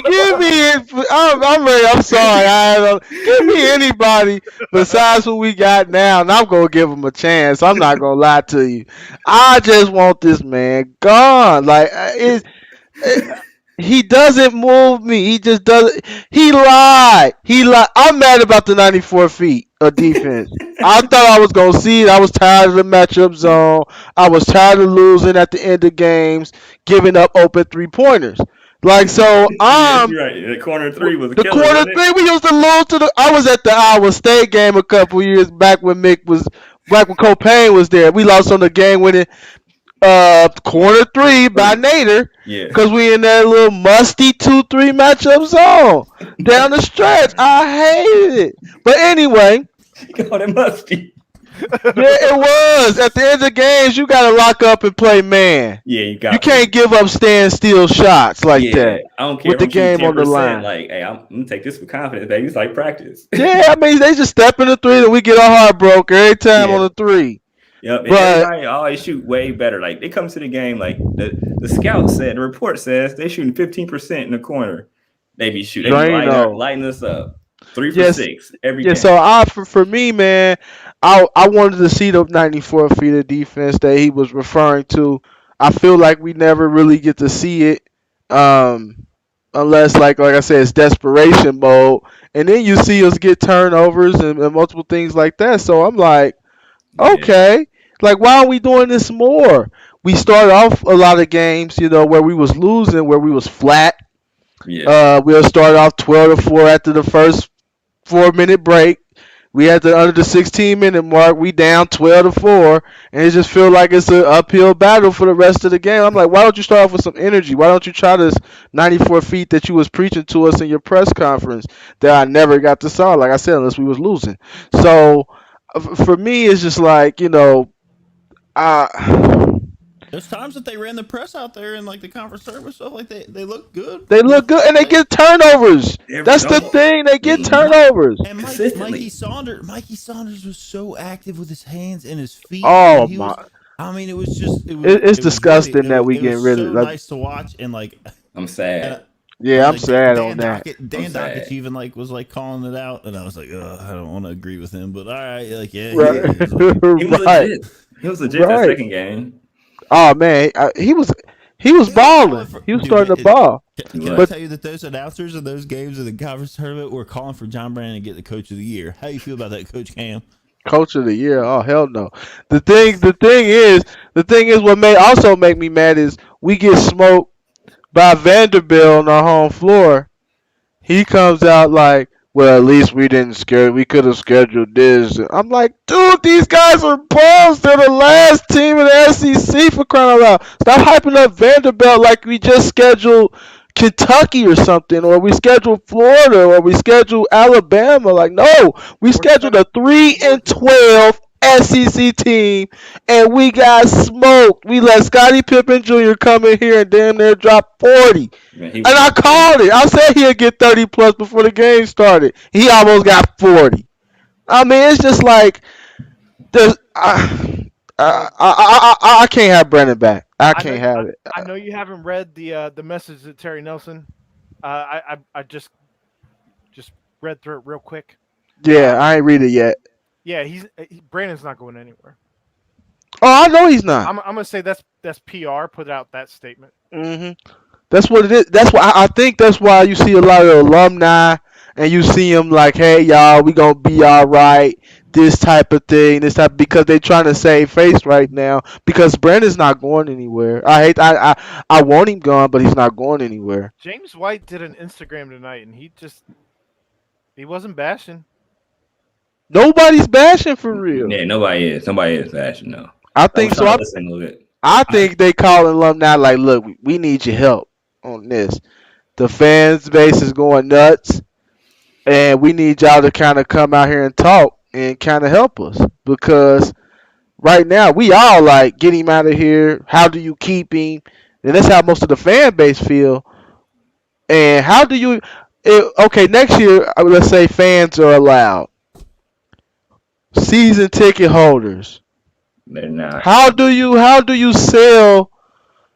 Me like a person like me that I like to go to just games on the regular, so I don't really buy season tickets. So, like, how you gonna sell me on buying season tickets? You're gonna go back to about 60 to 70% gate, and that's it. Like, you're not gonna be at 100% capacity. I said it yesterday. They're dangerously close to, hey, buy a football ticket, get a basketball ticket for free. Yeah, get people in the door. Jeff, they're so close to that, and it's it is under this era. It is. I mean, the only reason why they were selling out the place is because, heck, the arena's new. Let's be honest, the arena's new. Arena's new, but he did give the first year. He did give us something, even though like hindsight 2020. What did he give us? He gave us a different game plan per se. What game plan? Which been my beef too. I'll say that. What is it? He did have to conform to Jaren, but he did. Like, he had to conform to Jaren. He finally did that, and that's when we took off. Trey took a big step that nobody saw coming. He got Trey right. He got Trey right. He got Trey. Like, we gotta give him his props. Trey took a jump. Like, he's definitely. I think in a year or two, I feel like Trey's gonna be on the NBA. Like, he's gonna make the NBA before Jaren. Yes. Yes. More versatile, could defend multiple positions. And if you told you ask anybody that within more than a year ago, 2 years ago, you would say you would probably slap him. You know, if they said that to your face, right? Like, but that's truth. Like, if I mean, like, Trey's gonna be an NBA, like, flat out. Like, he's gonna be a kid that you be like, oh, dang, Trey's actually getting. He might be a 6-man someday. Like, you see him like a Jeremy Grant dude. Like, he can be like Jeremy Grant. I look at him like Siakam. Yeah, Siakam. Yep. Like, one of the people that can be like that. Like, Trevor Ariza. Yeah, maybe. Once he can expand that range and hit corner threes. Yep. So it you can see him ascending. Like, it's gonna happen. I mean, it's gonna take something crazy for it not to happen. But you had that. You had everybody didn't leave last year. Even though like Sorolla did leave during the season, but I always acquitted that to vote not him. At first, we didn't think he was going to be eligible. You know what I mean? So I was like, all right, he probably promised him he's going to get so many minutes, you know, because Vogt's not going to be here. And Vogt came and kind of took his minutes, and then Dew stepped up. And so like Dew at the end was playing some balls. So that's what tripped me out on how Dew kind of got pushed to the back this year. So by the way, Sorolla was doo-doo. You know, he was doo-doo. Yeah. He was. I ain't gonna call him man doo-doo, but he was he was doo-doo. He was a big body. Okay. Would you rather have Sorolla this year or Vogt? Ooh. That's a pile of doo-doo. I don't know. Which one would you rather have? Because he did have that good game against Tennessee, though. He was playing like he played with some heart against Tennessee. No, I'm talking about Sorolla. Check Sorolla's game against Tennessee. I'm about to check that out. Look at his stats. It ain't gonna be big. It's probably like 15 minutes. Vogt or Sorolla? Like 9 points and like 5 boards or something. Like, I'm telling you, it was something weird. Like you look at that and you would think I'm tripping. Like, man, Vogt and Sorolla. That's asking me, do I want to be shot or stabbed? Like. Either way, I'm gonna die. like it's a bad outcome. But which one would you rather have? I want to answer from everybody. Wow, Sorolla or Vogt? This is not even answerable. You can't. Don't duck it. Give me which one would you? It's hard for me to say Vogt. I'm like. But I think I'm gonna go Vogt, man. Okay. So Sorolla was terrible. Who would you want, Aaron? Do I get Vogt from last year? Yeah, whoever. That's why I said what vote I get. Well, you get vote last year and this year, right? You get. So you get a mix. So you get all that. I don't want Vogt this year. I want Vogt from last year with a little bit of help and somebody holding up the sheet covering all the bad stuff, so I get like the 15 points and the 5 boards. So I said they'll take Sorolla. I take vote. Game over. Yeah, I think I take vote too, man. I take vote too. Hey, you know what, guys? I do appreciate y'all being on, man. I think it was a good one. It was a good show. I appreciate the PTP crew for returning the favor, the home and home, as Aaron called it, and JT, of course. His second time on the show there, so I appreciate y'all. So once again, man, I'll start with you, Aaron. Where can we find you? Where can the people find you? You can find me on Twitter at ACSmith37. You can also check out some stuff I have on Bearcat Journal. Also, the podcast Jeff and I do is at PTP Podcast Cincy. Also, Pardon Punctuation on Facebook and the Bearcat Nation Facebook group. Yeah, I think that covers all the bases. Jeff, we got your Twitter handle down there. I see you. Yeah, so I got the podcast with Aaron, Pardon Punctuation. They called me up from the minor leagues a little earlier this year.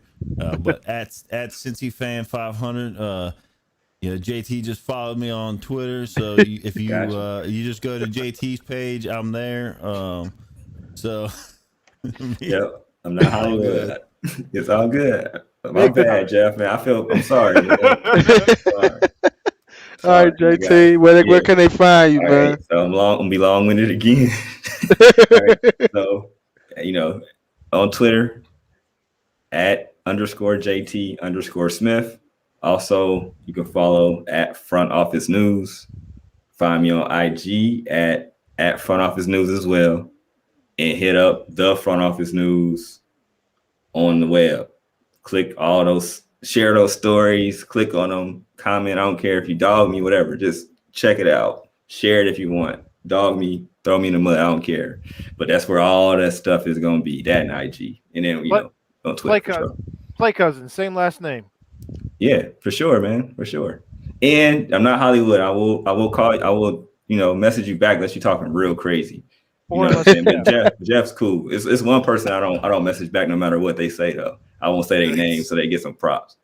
But it's one person out here in the Twitter world. I don't care. Like, he jumped in my convo today. I just didn't respond. I'm not gonna block him because I don't want him to feel special. So I'm just gonna. Whenever he gets in my convo, I shut up. There Cam know who it is though. Why are you calling out Coreyville Carl like that? No, Coreyville Carl ain't got no beef for him. Hey! I watch with my guy Coreyville, man. Don't play with my guy. Y'all be playing my guy Coreyville like he ain't got that fire. Hey, Coreyville Carl, you got that fire, bro. Hey, Coreyville Carl ain't been wrong yet. Hey, y'all can say what y'all want to. He break it before it drop, and he be right. Yeah, hey, it makes it. Hey, I don't know if it's a burner or what, but hey, he got the fire. He got the info with Xavier, UC, all of it. It's 100% a burner. It is somebody. It gotta be a burner though. But how though? Because he dropped the Nate Johnson news early, but he was out for the year. Yeah, with Xavier. All the news, everything. Yeah. Like he got the news. Like he ain't been wrong. He's trying to hop on the password. And they just hop in together. Like he wants on our podcast. For real? You gotta bring him on. I want to see his face. Same. Bring him on, but he got the fire. It's gonna be Larry Johnson, like a wrestler with a mask on. It's gonna be Larry Johnson dressed up as Grandmama. I swear to God. But he comes in there like Rey Mysterio though, like you just can't see him. You know, like you ever watch the drug with that mask. He come in there, like, my name is Johnny. I sell a lot of drugs. You know what I'm saying? he's gonna have a voice changer and stuff going Everything. on. Hey, but that's crazy. People be hating on him. I'm like, he right though. It's obvious and this, that, and the third. I'm like, hey, he is dropping the news before it comes out. Like, regardless if it's obvious or not, it's right. All right. Yeah. I got some Guinness to drink, and I got to pee. I'm out. All right, everybody. All right. We out. Appreciate y'all tuning in. Time out with Coach Cam. We out.